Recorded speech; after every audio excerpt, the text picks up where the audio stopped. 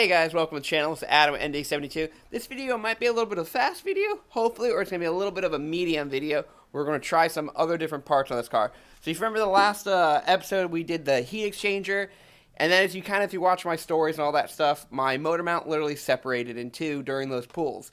Most likely it was going out for a while. I've been feeling a little bit of vibration, but now just that one pull, it ripped it into almost two from what I could tell. I'll put a clip in right here. Alright! A little bit not as aggressive. Alright. So as you can see, it's pretty bad. I don't know exactly how bad it is. So I was looking for the motor mounts I have are the East Coast Euro ones. I had them for about 3 years. This car has been driven hard. You know, in Florida heat, I got long tube headers, so they did pretty good. They used to sell replacement little pads to rebuild it. I tried to contact East Coast Euro, couldn't contact them, but I found a Boosted Ben sells them. So I tried to contact him. It's just been like a few hours. I want to see if what he sells is for two or for one, because I might go that route or I might go the Creative Steel route. But first I want to rip out the part and see what it is. And by the end of this video, we will get this car fixed. I'm going to try to show you how bad it is from inside the car. Hopefully you can see it from this angle.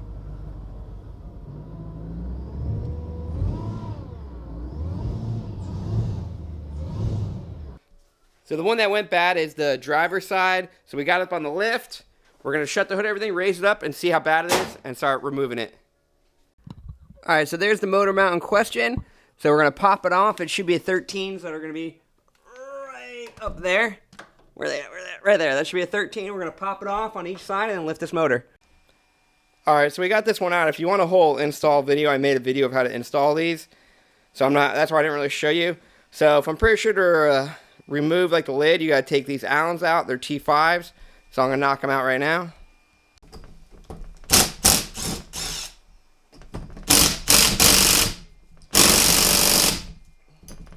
Alright. We're probably going to have to do some persuasion on that one. And that one. I'm going to snap like this. Alright, let me do it by hand. So we got them all broken loose, so I'm going to whiz the rest of it off.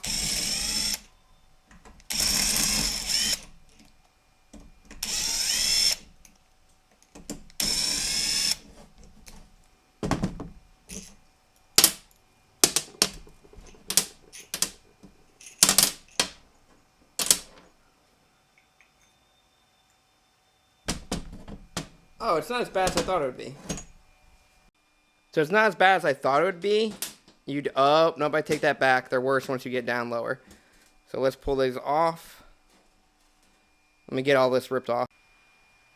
So the ones that really got kind of like destroyed and flat are the bottom ones. These caved in almost all the way as I was pulling it out of here. To show you what it's supposed to look like, these are some of the spare ones that I forgot I had.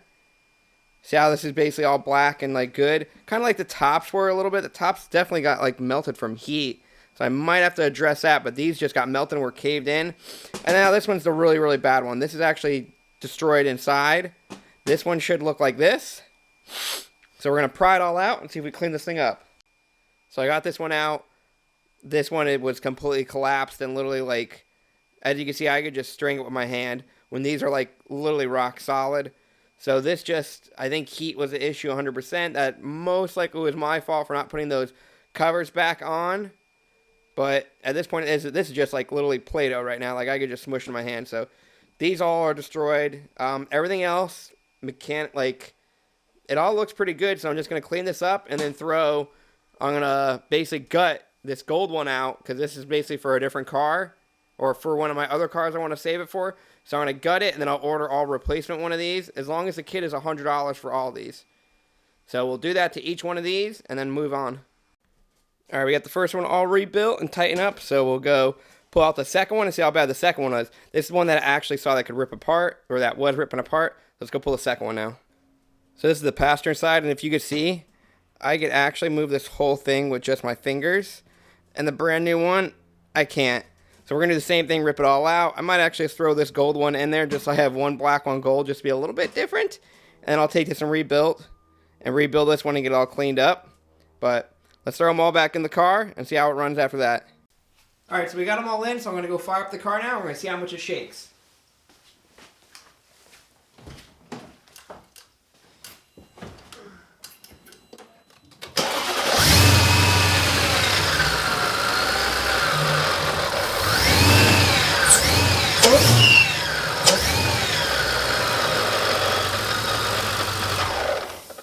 wow, that was like perfect. Like no shaking, nothing. If you remember before, the engine would throw up or like it was twisting a lot. So much where you saw the other videos where you could actually see the motor mount slamming out. This one, the car didn't even move. Like the motor didn't move, the car moved forward because I went a little bit aggressive with the revs.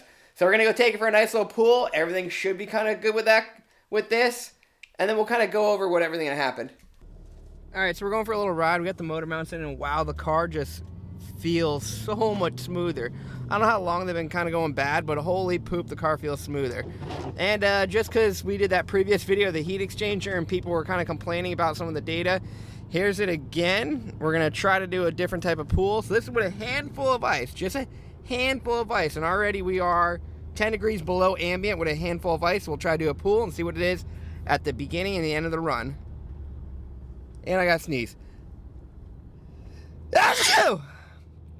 Okay, we're here in Mexico. We'll do a nice little pool. Shut ESP off. Same thing.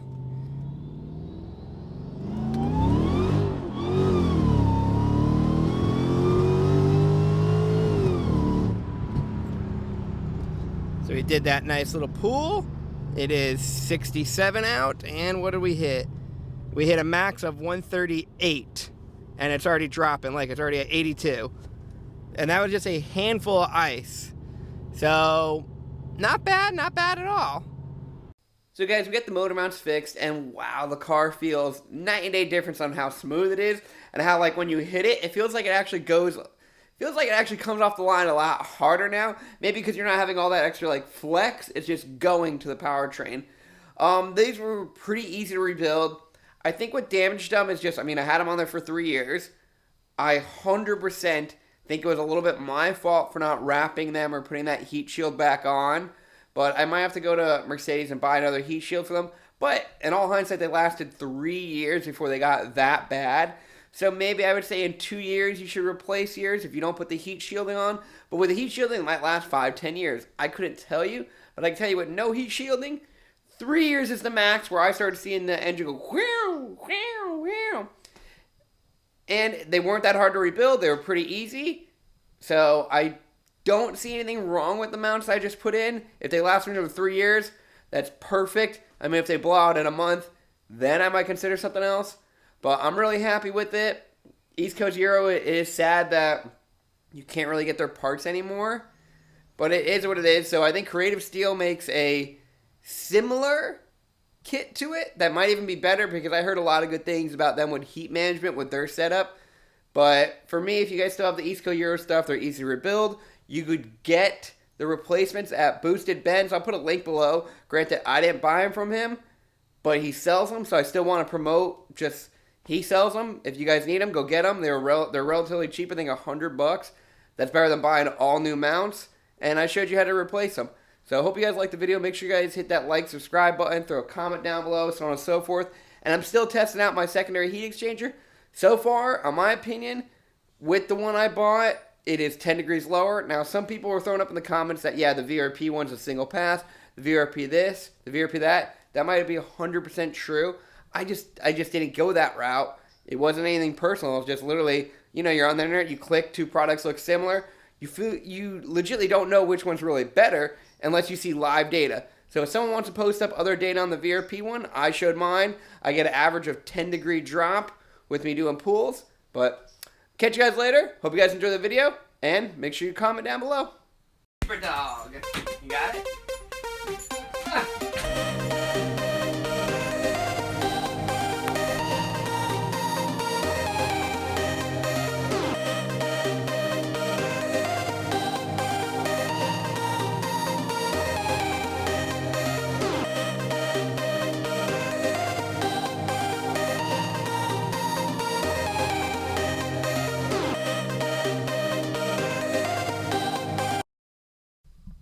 Since you guys did stay all into the video, I'm going to show you a little sneak peek.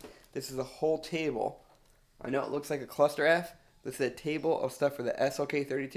We're going to try to get it into the 10 seconds with no nitrous, no meth, no nothing. Hopefully it'll work. We got a series of pulleys in there, which are really fun. Thanks for our friends at Needs Wings. We got some coils over here for adjustable coil suspension. We got got some brakes we're going to try out to make it a little bit small, a little bit lighter. Don't tell anyone, but thanks you guys for watching. This is a little sneak preview of what is to come. And I might have got a new car. You can't see it, and ironically, that's perfect. So, see you guys later.